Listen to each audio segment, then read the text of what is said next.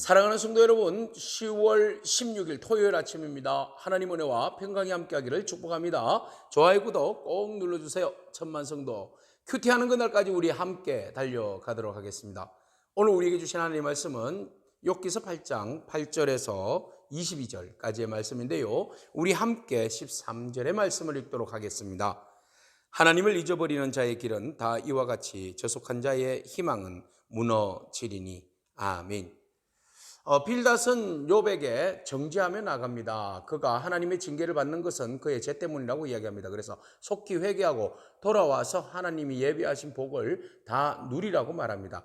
자, 엘리바스는 자기의 영적 경험들과 자기의 지식을 토대로 해서 욥에게 정죄했죠. 근데 빌닷은요, 자기의 지식은 물론일 뿐만 아니라 조상들의 지혜를 끌어들여 와가지고 욥을 정죄합니다. 자, 그의 말을 논리를 펴다가 이제 오늘 본문에서는 조상들의 이야기를 끄집어냅니다. 우리는 어제 태어나서 얼마 살지 않았지만 오랫도록 내려오는 조상들의 그 지혜와 지식과 그 경험의 말을 내가 빌어서 너희에게 이야기한다, 이런 이야기합니다. 그래서 그 조상들의 말의 권위를 내가 가져와서 내 말처럼 이야기하겠다는 겁니다. 한마디로 내 말은 내 말이 아니라 우리 지혜자들의 조상들의 말이다, 이렇게 이야기하는 거예요. 그러니까 너는 내 말을 들어야 한다, 이렇게 욥에게 강하게 프레스하는 겁니다. 자, 뭐라고 이야기합니까?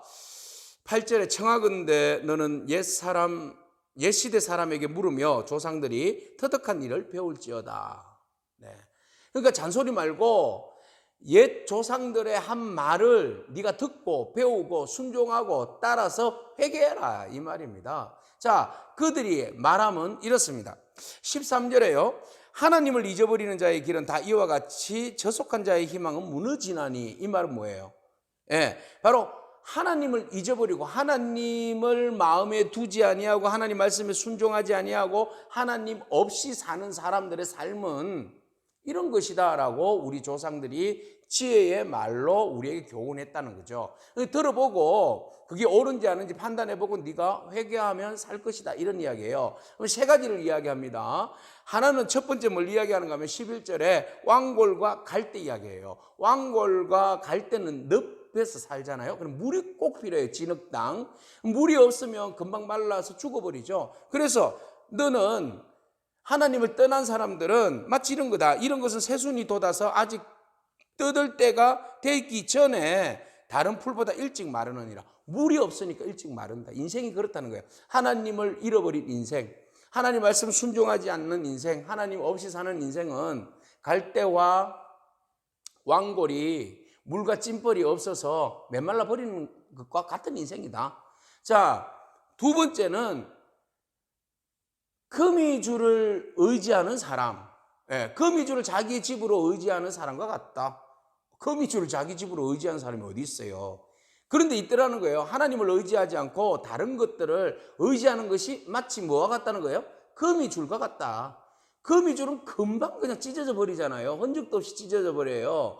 그런데 사람들은 그 거미줄이 마치 자기를 지켜줄, 보호해줄 그 집처럼, 자기 은신처처럼 믿고 따르고 의지한다는 겁니다. 그러나 하나님은 그 집을 의지할지라도 15절 집이 서지 못하고 굳게 붙잡아 주어도 집이 보존되지 못하리라, 이런 자들이라는 거예요.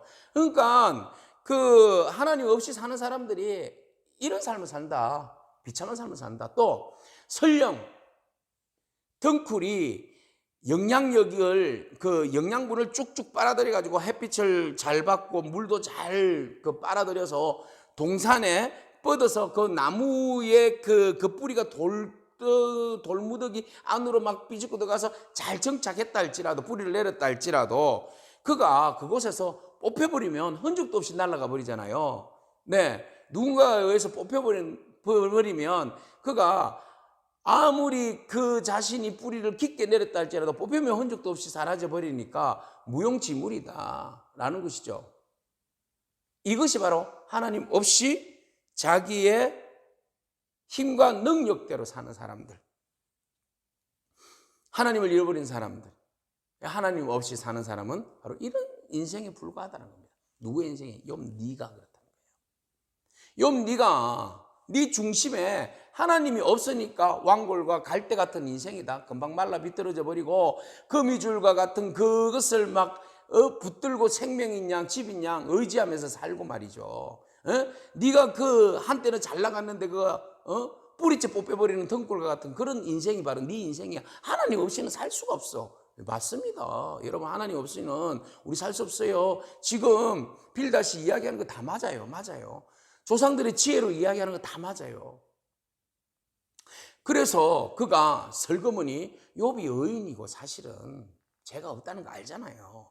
그런데 그들의 주장을 가지고 욥을 정죄하면서 이제 그런 이야기를 하는 거예요. 그러나 하나님께서는 어떻게 하신다는 겁니까? 20절에 하나님은 순전한 사람을 버리지 아니하신다 그랬어요. 악한 자는 붙들어 주지 아니하시지만 순전한 자는 붙들어 주신다는 거잖아요. 악한 자는 버리고 순전한 자는 하나님이 붙들어 주신다. 그의 입술에 즐거움과 웃음과 기쁨을 채워주신다. 그러나 악한 자들은 그 부끄러움을 당하게 하고 그들의 장막은 없어지고 사라질 것이다. 그러니까 악한 자는 하나님이 진멸시킨다. 그러나 순전한 사람, 온전한 사람이에요. 하나님 말씀을 따라서 순종한 사람은 하나님 버리지 않는다. 책임지신다. 축복해 주신다는 거예요. 무엇을 전제로 하는 겁니까? 회개하면 하나님을 의지하지 아니하고 하나님 믿고 따르지 아니하고 지 멋대로 사는 인생, 그것을 내려놓고 회개하고 돌아온다면 온다면 하나님께서 너를 순전한 사람이라 인정하시고 버리지 않겠다는 겁니다. 여기에는 또 빌닷의 오류가 많이 들어있어요. 자기의 그 부분적인 지식을 가지고 전체의 지식으로 둔갑시켜서 진리로 둔갑시켜서 사람을 판단해 버린다는 겁니다. 물론 맞는 이야기예요. 맞는 이야기지만 모든 것에 적용되는 맞는 이야기는 아니잖아요. 그죠? 빌닷은 조상들의 그 지혜와 지식을 끌고 와가지고 이것이 전체 모든 곳에 적용되는 것처럼 욥에게도 동일하게 적용했다는 거예요. 그러나 욥에게 적용한 이것은 사실은 맞지 않습니다. 자기 상식에 의해서 진단하고 제시한 이것이 욥의 모든 상황과 같이 적용되는 부분은 아니잖아요. 지금 제한된 지식으로 여러분 하나님에 대해서 충분히 안다고 착각해서는 안 됩니다. 이건 교만입니다. 이런 태도는 버려야 돼요. 내가 조금 안다고 이걸 전체를 아는 것처럼 포장해서는 안 됩니다. 빌닷은 조상들의 전통을 좀 알아요. 근데 이것을 자기의 모든 지식을 다 아는 것처럼 포장해 버렸다는 거예요. 그래서 자기의 지식에 눈이 어두워서 그것을 가지고 욥을 정죄했다는 겁니다. 여러분, 나의 정한 답을 가지고 다른 사람들에게도 그걸 답이라고 강요해서는 안 됩니다. 어떤 상황에서 내 나름대로 해석했다고 그것이 정답이라고 착각해서는 안 됩니다.